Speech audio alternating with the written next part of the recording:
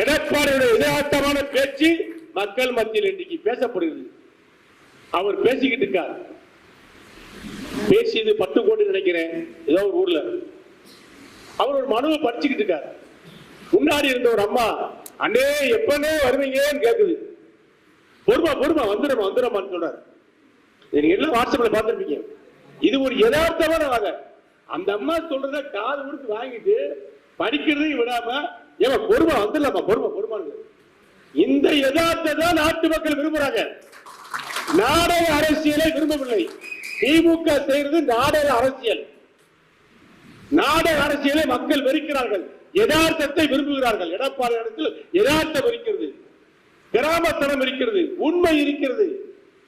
உண்மையை சொல்லுகிறார், செய்ததை சொல்லுகிறார், இதை செய்வேன் என்று சொல்லுகிறார். வேளாண் மண்டலமாக பாதுகாக்கப்பட்ட வேளாண் மண்டலமாக டெல்டா மாவட்டத்தை அறிவித்தவர் எடப்பாடியார். இன்றைக்கு வேளாண் மக்கள், விவசாய மக்கள் சந்தோஷப்படுகிறார்கள்.